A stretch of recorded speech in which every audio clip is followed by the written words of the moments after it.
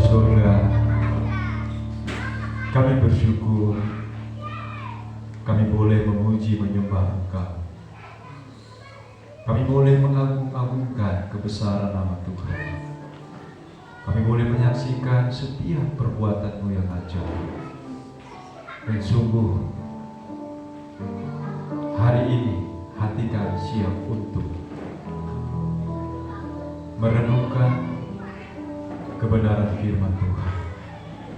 Karena kami percaya firman-Mu adalah kekuatan, firman-Mu adalah hidup, firman-Mu adalah jaminan di dalam seluruh kehidupan kami. Terima kasih Tuhan. Roh Kudus menolong membimbing kami untuk mengerti, memahami firman Tuhan. Hamba-Mu yang Tuhan percayakan, biarlah Tuhan urapi. Apapun yang keluar dari bibir mulut hamba-Mu, Tuhan berbicara bagi kami semua. Terima kasih Bapa. Kami siap menyambut firman Tuhan. Di dalam nama Tuhan Yesus, kami berdoa bersyukur. Haleluya. Amin. Silakan duduk jemaat Tuhan yang saya kasih dalam nama Tuhan Yesus. Shalom. Sekali lagi shalom. Ya, Bapak Saudara, kita langsung buka dulu Alkitab, nanti baru tambah lagi. Roma pasal yang pertama ayat 16-17. Injil itu kekuatan Allah. Ayat 16-17, 1, 2, 3. Sebab aku mempunyai keyakinan yang kokoh dalam Injil. Karena Injil adalah kekuatan Allah yang menyelamatkan setiap orang yang percaya, pertama-tama orang Yahudi, tetapi juga orang Yunani. Sebab di dalam nyata kebenaran Allah yang bertolak dari iman dan memimpin kepada iman, seperti ada tertulis, orang benar akan hidup oleh iman. Amin. Silakan duduk. Yang berbahagia adalah setiap kita yang membaca, merenungkan dan melakukan firman Tuhan. Salam. Ya Bapak Ibu Saudara yang saya kasih dalam nama Tuhan Yesus Kristus. Hari ini kita mau belajar dalam satu tema kecil yang ada, yaitu tentang di ayat pertama, ya, mempunyai keyakinan yang kokoh dalam Injil.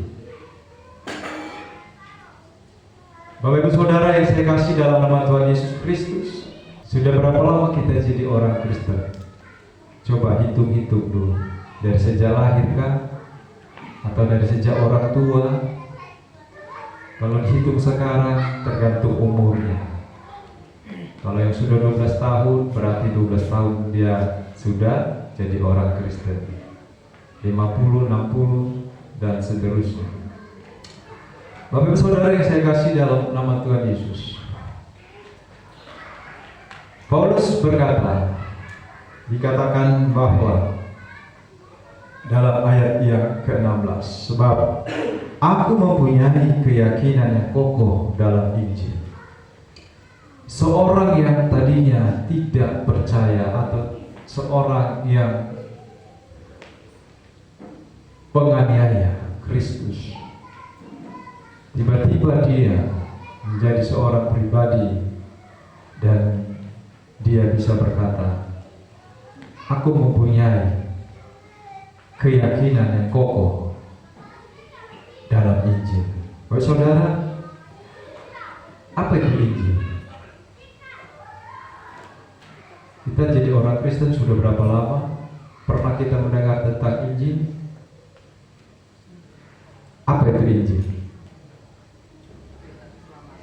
Injil ini sangat menentukan hidup orang percaya. Jadi oleh sebab itu kita hari ini mau belajar Bapak Saudara. Mungkin ada yang baru dengar apa itu Injil. Ya. Bapak Saudara, mari kita lihat apa itu Injil. Dalam definisi, Injil itu adalah Bapak Saudara tindakan penyelamatan Allah bagi umatnya di antara semua bangsa melalui kematian dan kebangkitan putranya Yesus Kristus pada zaman akhir.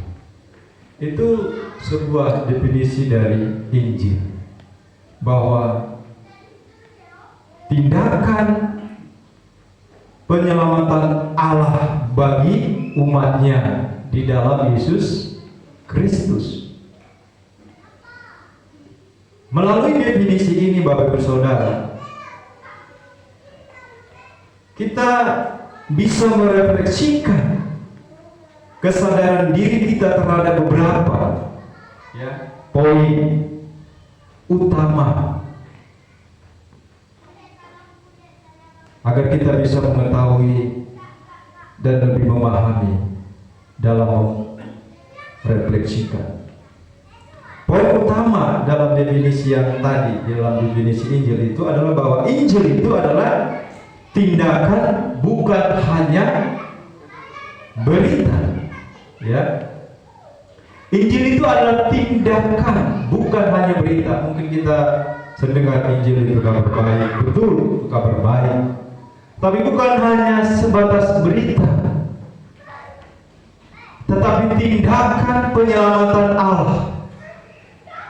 Kalau selama ini kita mendengar tentang Injil bahwa dia kabar baik, hanya sebatas berita-berita yang kita dengar, tetapi kita kembali dibawa untuk memahami tentang Injil yang sebenarnya, bahwa Injil itu adalah tindakan, bukan hanya berita kabar baik saja. Nah, poin yang kedua, Injil adalah tindakan penyelamatan Allah di atas bukit Golgota 2000 tahun yang lalu, di mana Yesus di atas bukit Golgota itu dia menebus, dia mau mati akan dosa-dosa kita, dan juga dikatakan bahwa merupakan tindakan penyelamatan yang dia lakukan sekarang kepada umatnya, umat pilihannya.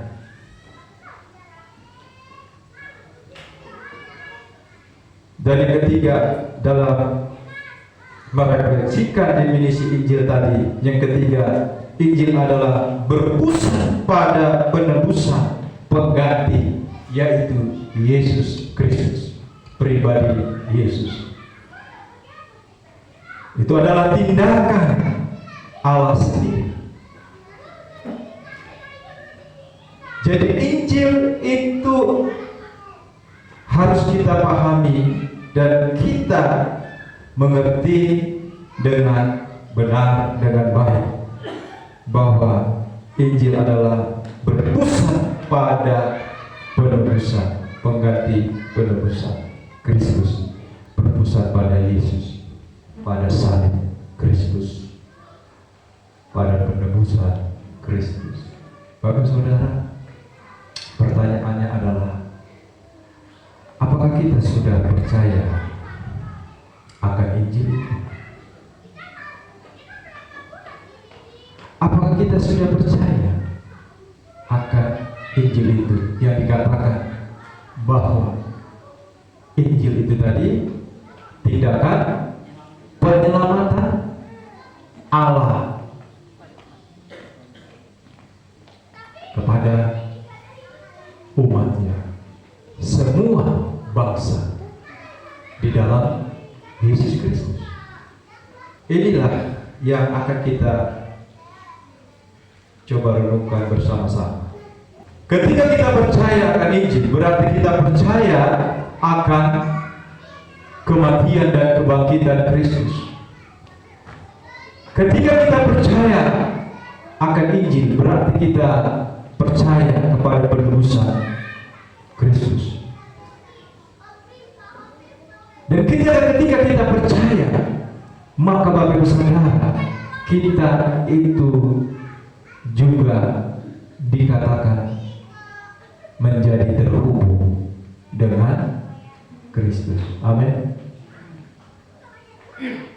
Jadi orang yang percaya kepada Kristus, percaya Injil, Berarti dia percaya kepada kematian dan kebangkitan Kristus, percaya kepada penebusan Kristus, dan dia menjadi terhubung kepada Kristus.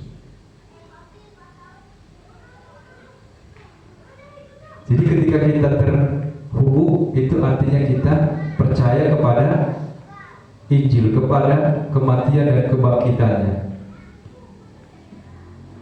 Bapak Saudara, kita lihat apa yang dikatakan oleh Rasul Paulus dalam ayat yang ke-16 bagian A.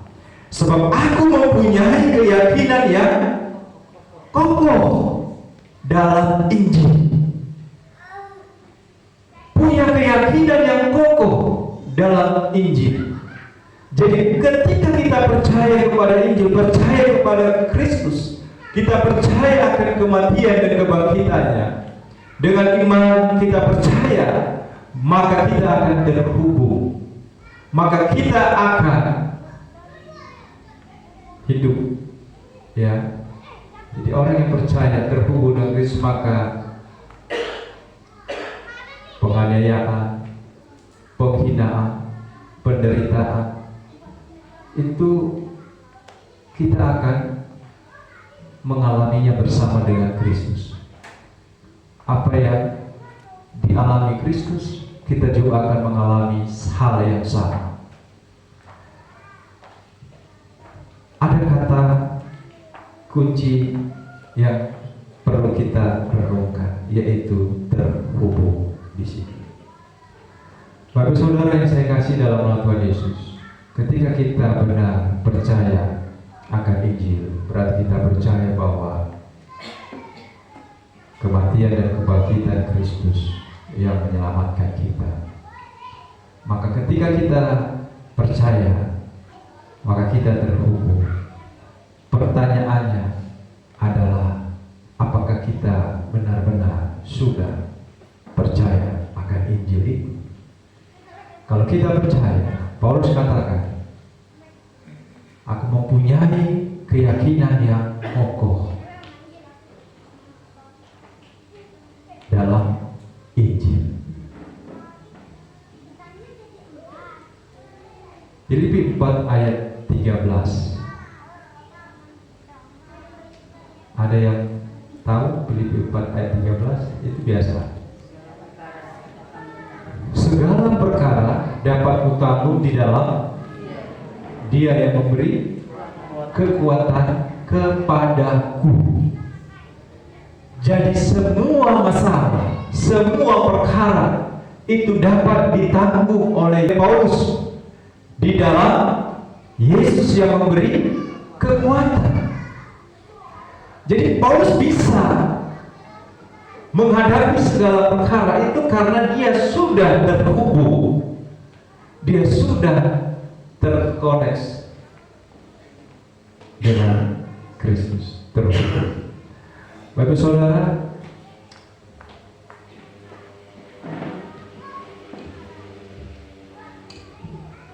waktu di Bali kami tinggalnya di hotel.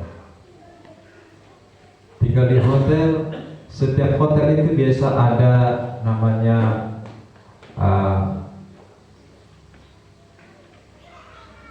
wifi gratis, saluran internet begitu. Jadi saya coba untuk menggunakan wifi-nya di sana. Dan ketika saya mencoba menggunakan, saya harus mencoba menghubungkan dulu supaya bisa digunakan. Ketika saya klik, maka dia sedang, katakan, sedang menghubungkan di situ, menghubungkan. Dan ketika sudah terhubung, maka saya bisa gunakan HP itu dengan baik, dengan banyak manfaatnya. Saya bisa pakai data internet, saya bisa sampai menjelajahi dunia dengan internet itu. Karena apa tadi? Terhubung dengan wifi-nya. Terhubung. Kalau tidak terhubung, tidak bisa.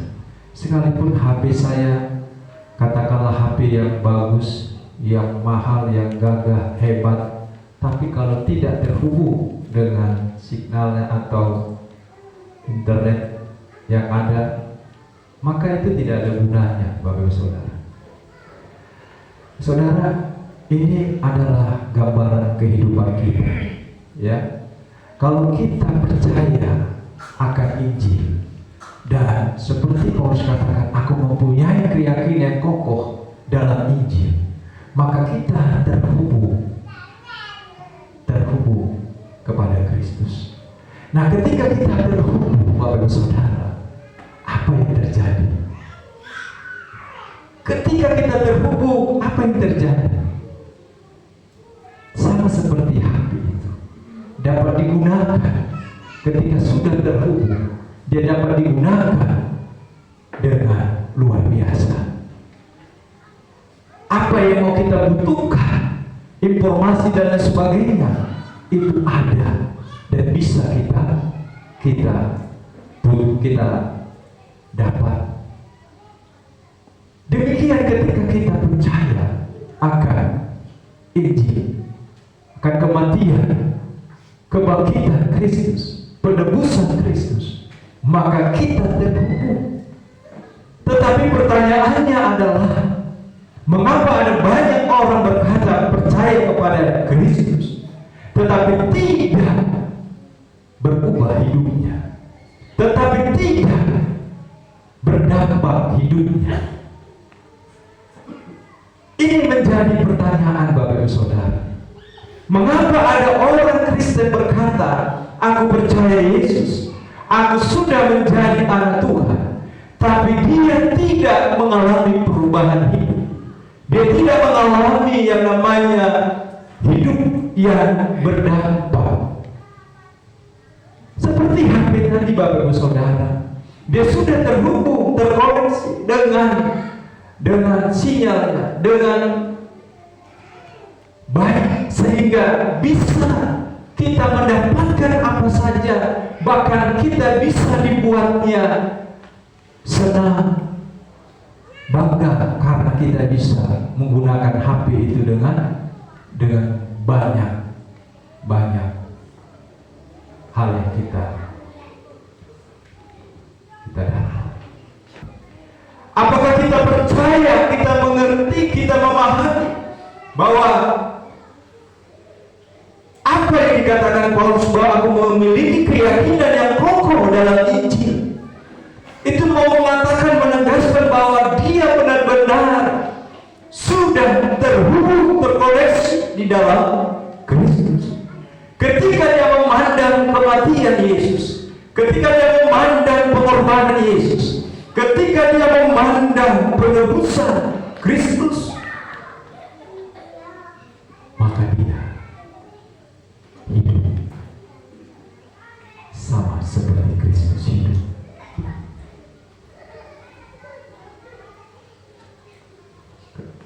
Bapak Saudara, kalau kita sudah terhubung kepada Kristus, percaya kepada Injil itu, dan memiliki keyakinan kokoh dalam Injil itu, memiliki keyakinan yang kokoh, yang kuat. Artinya begini, kalau kita tidak punya keyakinan yang kokoh akan kematian Kristus yang menebus dosa kita, kalau kita tidak punya keyakinan yang kokoh akan penebusan Kristus, kalau kita tidak punya keyakinan yang kokoh akan kebangkitan Kristus, maka kita akan mudah digoyahkan dengan masalah-masalah di dunia ini.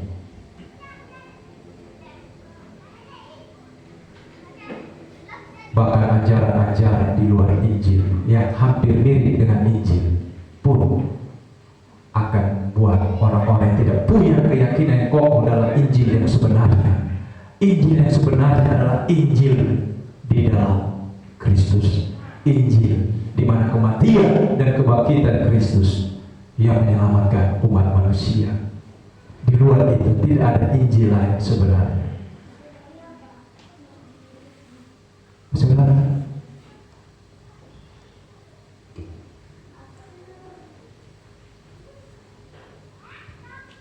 jika kita terhubung dengan Kristus. Kita percaya akan Injil, maka hidup kita akan berdampak. Yang pertama, dampaknya kita akan memberitakan Injil. Kita pasti akan memberitakan Injil. Saudara, saya tidak yakin dengan orang Kristen yang dia berkata, aku orang Kristen, atau aku anak Tuhan, hamba Tuhan, dan sebagainya, kalau dia tidak memberitakan Injil. Itu bukan orang Kristen. Itu bukan orang percaya.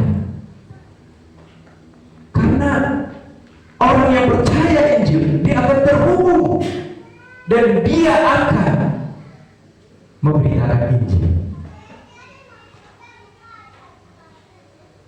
Jadi kita tidak boleh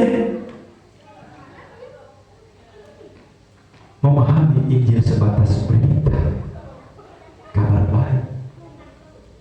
Tetapi kita harus melihat bahwa itu adalah tindakan penyelamatan Allah kepada seluruh bangsa umatnya di dalam Yesus Kristus, di dalam kematian dan kebangkitan Kristus.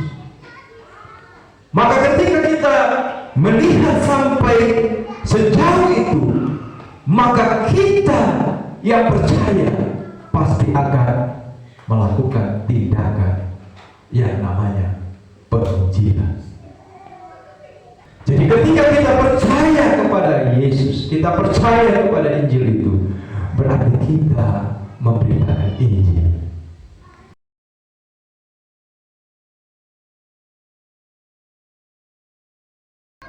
Jadi Bapak Ibu Saudara, kalau kita terhubung dengan Kristus, kita pasti pikirannya cari jiwa, cari jiwa.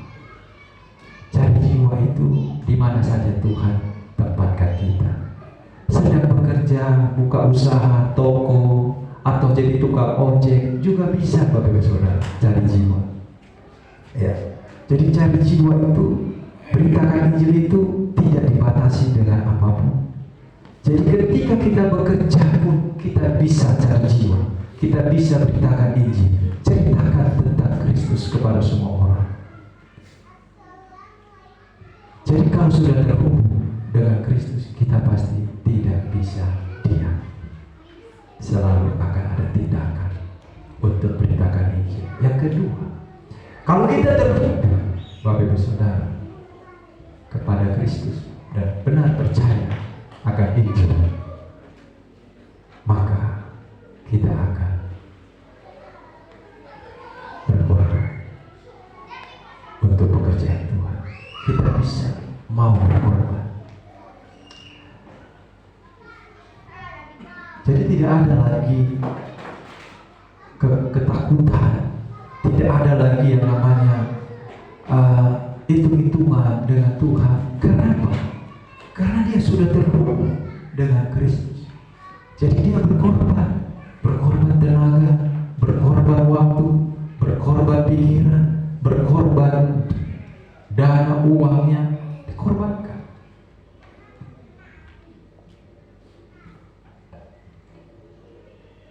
Memang tidak ada Bapak saudara yang kita mau katakan ikut Tuhan tanpa harus kita berkorban. Tidak ada. Karena itu tadi, Yesus saja berkorban, kita tidak mau berkorban. Jadi orang yang terhubung benar dengan Kristus, dia akan siap berkorban. Kalau namanya untuk Tuhan, dia tidak akan pernah takut. Ya Bapak Ibu Saudara, mari kita siap berkorban. Kalau kita terhubung dengan Kristus, maka pasti siap. Amin. Ya. Beratkah ini? Tuhan Yesus berkorban. Dia korbankan nyawanya, darahnya. Dan yang ketiga, kalau kita terhubung kepada Kristus karena percaya Bapak Saudara agar melayani Dia, melayani Tuhan. Amin. Melayani. Ya. Kita akan melayani. Kita akan bangga melayani Tuhan. Ya. Makanya kalau saya ditanya, Pak, anaknya yang 3 itu nanti maunya jadi apa? Kalau saya ditanya, jadi pendeta aja 3. Kalau saya, tapi anaknya ditanya, beda. Karena apa? Karena bangga, melayani. Jadi Bapak Saudara, kalau tidak melayani, rasanya kering hidup ini, kering. Makanya jangan sampai kita hanya mementingkan diri kita tanpa melayani Tuhan. Makanya kalau saudara kita di gereja, kita diberi kepercayaan melayani, itu adalah anugerah Tuhan. Amin. Bukan kebetulan, bukan karena dijadwal, itu adalah anugerah Tuhan.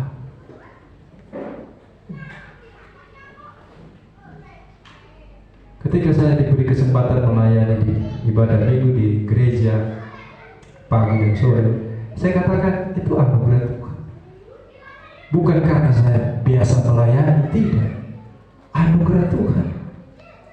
Memberitakan firman kepada umat Tuhan, anugerah. Jadi Bapak Saudara, bangga. Jangan bangga tidak melayani, bangga melayani. Katakan banggalah melayani. Kalau ada suami, katakan suami ke istri. Kalau ada pacarnya, maka melayani. Ya. Jadi harus melayani karena kita terhubung. Karena ketika kita terhubung dengan Kristus, kita percaya Injil itu dan kita punya keyakinan yang kokoh dalam Injil itu, melayani Tuhan itu menjadi suatu hal yang mau banggakan.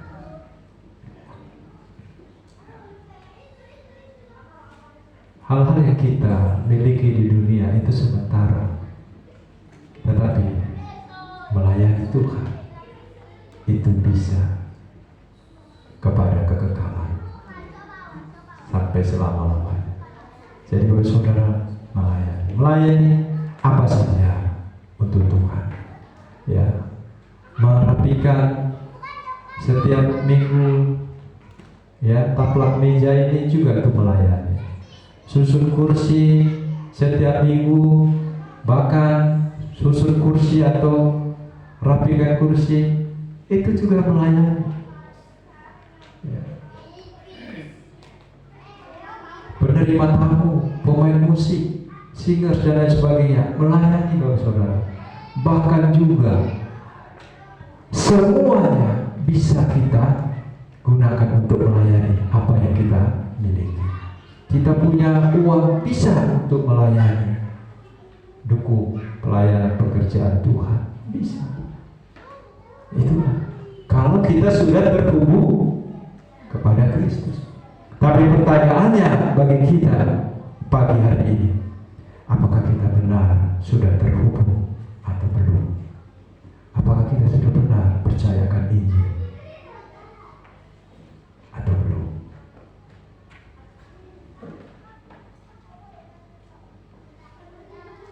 Kalau kita sudah percaya benar sungguh, maka kita bisa berkata seperti Paulus, aku mempunyai keyakinan yang kokoh dalam Injil. Maka hidupku tidak lagi hidup dengan kekuatanku sendiri, tapi hidup dengan kekuatan Tuhan. Hidupku bukan lagi untuk diriku, tapi untuk Tuhan. Apa yang aku punya adalah punya Tuhan, semua tanpa terkecuali. Kiranya melalui firman Tuhan ini, mari Bapak Ibu Saudara, kita harus pastikan kita sudah terhubung dengan Kristus atau belum. Bapak Ibu Saudara, setiap minggu kita doa, Bapa kami di surga. Betul? Kenapa kita panggil Bapa? Bapa kami di surga. Kenapa nggak kita panggil yang lain? Karena yang manggil Bapa itu adalah Anak. Coba kalau tetangga datang tiba-tiba ke saya, Bapak, Ibu bisa marah dulu, Pak, anak kita cuma 3, kenapa ini panggil anak Bapak, segitu. Kan kita cuma 3 di sini. Ini dari mana ini? Ya kan? Dia panggil Bapak gitu. Kan bisa bahaya. Hanya anak yang panggil Bapak. Jadi pastikan kita ini sudah percaya Yesus. Pasti kita akan panggil dia Bapak. Amin. Ya. Tidak ada yang benar-benar anak tidak panggil Bapak. Dia pasti panggil Bapak. Kalau dia benar-benar anak. Pertanyaannya, kita sudah percaya dia? Percayakan Injil itu? Pasti kita akan terhubung kepada dia. Bagaimana buktikan bahwa kita terhubung? Yang pertama tadi, apa tadi? Kita memberitakan Injil.